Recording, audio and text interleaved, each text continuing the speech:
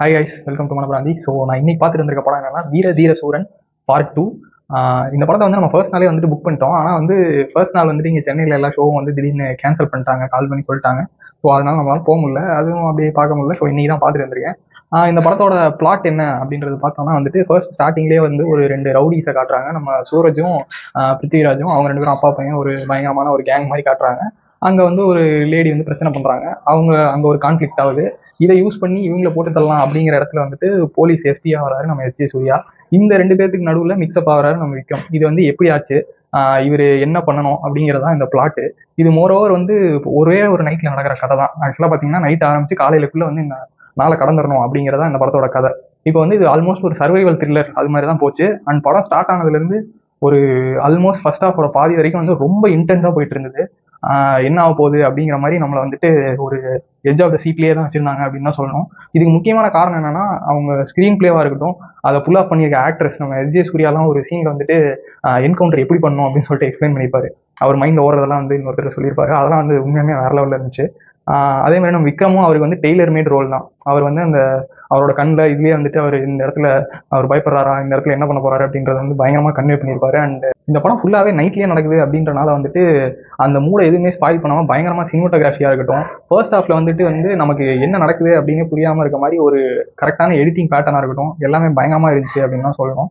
அதே மாதிரி நம்ம விக்ரமும் அவருக்கு வந்து டெய்லர் மேட் ரோல் தான். அவர் வந்து அந்த அவரோட கண்ணில் இதுலேயே வந்துட்டு அவர் இந்த இடத்துல அவர் பயப்படுறாரா, இந்த இடத்துல என்ன பண்ண போறாரு அப்படின்றத வந்து பயங்கரமாக கன்வே பண்ணியிருப்பாரு. அண்ட் பாடி லாங்குவேஜும் பயங்கரமாக இருந்ததுன்னு தான் சொல்லணும்.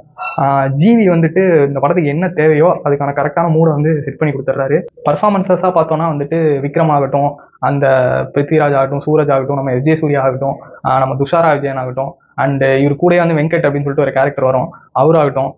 அதே மாதிரியே அந்த வீட்டில் வந்து சில லேடிஸ்லாம் இருப்பாங்க. அதில் ஒன்று வந்து ரொம்ப அதிபிரசீந்திரமாக இரிட்டேட்டிங்காக பண்ணிட்டு இருக்கோம் ஒரு பொண்ணு, அதுவாகட்டும். எல்லாமே வந்துட்டு அவங்களுக்கு கொடுத்த கேரக்டர் வந்து பயங்கரமாக நல்லா ஃபுல் ஆஃப் பண்ணியிருந்தாங்க அப்படின்னு தான் சொல்லணும்.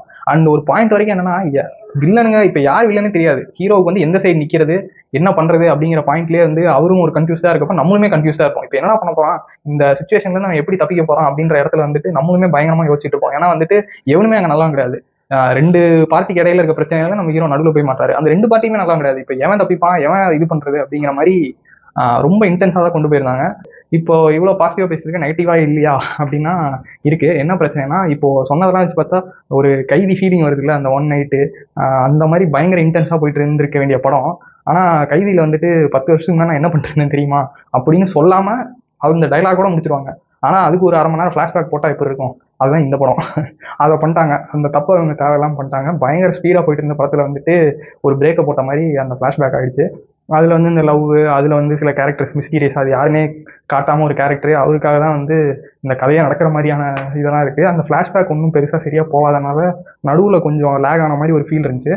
பட் ஸ்டில் வந்து கடைசியில் திருப்பி இப்போ ப்ரெசென்ட்டுக்கு வரும்போது திரும்பியும் அது பேஸ் பிக்கப் ஆகி எண்டிங் வந்து ஒரு நல்ல சாட்டிஸ்ஃபைங்கான எண்டிங் இருந்தனால இதெல்லாம் வந்துட்டு நம்ம வந்து கடந்து போயிடலாம், மன்னிச்சு விட்டுலான்ற மாதிரி தான் இருக்குது. ஏன்னா ஒரு உண்மையாலுமே சாட்டிஸ்ஃபைங் எண்டிங் அந்த படத்துக்கு இருந்துச்சுன்னு தான் சொல்லணும். ஸோ கிளைமேக்ஸில் வந்துட்டு ஒரு சின்ன ரெஃபரன்ஸ் வச்சுருக்காங்க. இங்கே ஒரு கமர்ஷியல் ஆடியன்ஸ்க்காக வந்துட்டு ஒரு பழைய சாங் எடுத்து யூஸ் பண்ணியிருக்காங்க. அது ஓரளவு தேட்டரில் நல்ல தேட்டர் மொமெண்ட்டாக வந்து பயங்கரமாக work out ஆயிருந்துச்சு. Even though I felt அது இல்லைனாலுமே அந்த சீன் வந்துட்டு பயங்கர எலிவேட்டடாக தான் இருந்துச்சு. ஏன்னா கிளைமேக்ஸ் வந்து ஒரு சிங்கிள் ஷாட்டில் வந்துட்டு ஒரு எக்ஸ்டெண்டட் கிளைமேக்ஸ் மாதிரி வச்சுருந்தாங்க. அந்த ஃபைட் சீன் பயங்கரமாக தான் இருந்துச்சு.